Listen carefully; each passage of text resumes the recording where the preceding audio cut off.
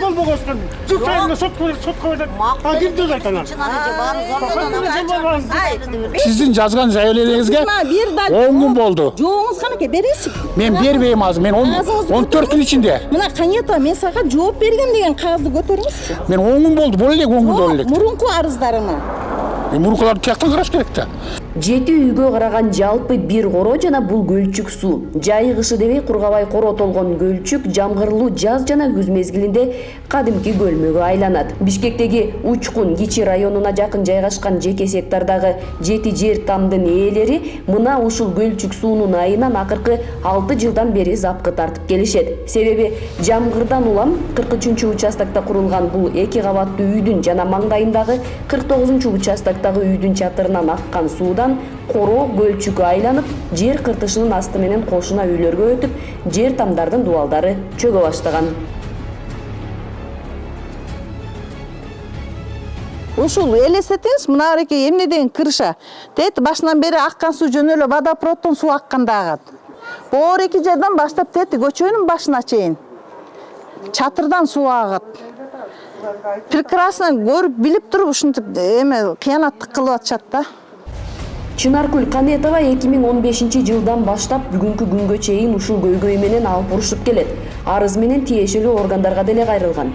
Себеби бул 2 кабаттуу үйдүн ээси Алымкул Мамыкеев үйдү заңгыратып курганы менен чатырдан аккан агынды суулар үчүн атайы түтүкчөлөрдү орноткон эмес. Тилекке каршы ал бул үйдө өзү жашабагандыктан жолугушууга мүмкүн болгон жок. Ал эми 49-участоктогу үйдүн ээси Өмүрбек Мукашев кайым айтышып отуруп, акыры чатырына суу түтүктөрүн орноторун айтты. Жок, ушу сууну сууну жасап коюш кыйын болуп атат. 5 күн иштейбиз. 6 маскүнө бошпуз.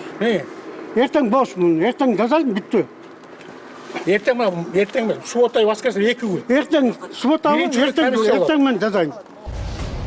2 кабаттуу үйдүн ээси Алымкул Мамыкеев 2015 жылдан бери кошуналарынын суранычын кулак сыртына салып, аларга залал келтирип жатканын көрүп турса да, көрмөксөнгө калтырат. Анысы аз келгенсип, курулуш нормаларын жана эрежелерди бузуп, үйүнүн туш келди тарабынан эшик чыгарып тургундарга убактылуу ижарага дагы берет.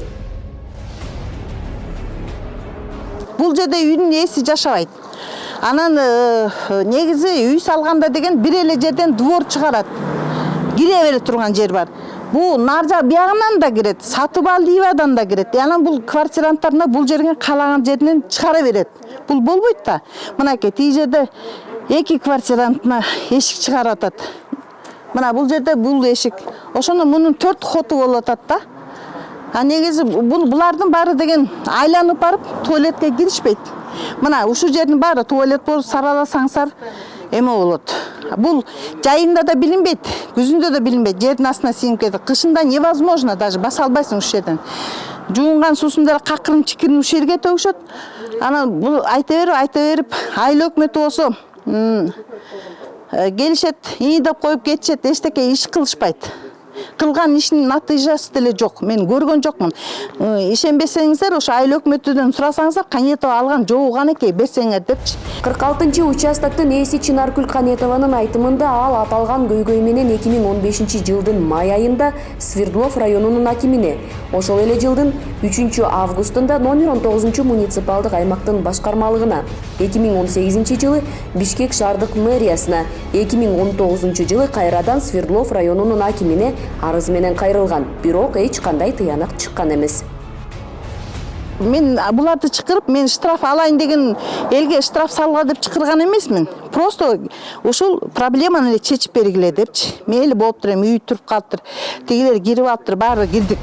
Аталган көйгөйдү жеринен көрүп, таанышуу үчүн барганыбызда номер 19 муниципалдык аймактык башкармалыгынын өкүлдөрү да келип, бул факты көзөмөлгө алынганын айтып, жакын арада комиссия түзүлүп, териштирүү жана иликтөө иштерин жүргүзөрүн билдиришти. Мен Кыргызбаев Эркин, муниципалдык территориялык управление 19 МТда иштейм. Ушул ЖКХ жагын неме кылам, көзөмөлдөйм. Бул адрестер боюнча биз былтыр дагы ушу айтканбыз мына кишиге, ушул суу аккан жактарын оңдоп койгонуң деп. Ал киши мына эртең оңдойм, мына бүсүн оңдойм деп. Ошо боюнча да жоголуп кетти. Биринчи күнү архитектура келет, госрегистр келет, кимдин чек арасы кайсы эмеде, алар ошолор гана приоритет берет бизге. Ошолор определет, экотек инспекцияны да чакырганбыз. Кимдин нерсеси кайсы жака чыгып кеткен, кирип кеткен, биз муну аягына чыгарабыз. Мыйзамды тоготпогондук, аргасы кетип тиешелүү органдарга арыз менен кайрылып, адилеттүүлүк издеген жарандарга көрсөтүлгөн кош мамиле чечилбеген көйгөйлөр. Мунун бардыгы биздин өлкөдө көнүмүш адатка айланып бараткандай. Мыйзам, укук, нормалар дейбиз. Бирок ошол нормалардын негизинде тиешелүү мамлекеттик органдар иштерин канчалык деңгээлде аткарып жатышат, бул чоң суроо. Ал эми Чынаркүл эженин жана анын кошуналарынын көйгөйү кыска убакытта чечилет деп азырынча ишенип туралы. Анткени мыйзам бардыгына бирдей иштеши зарыл.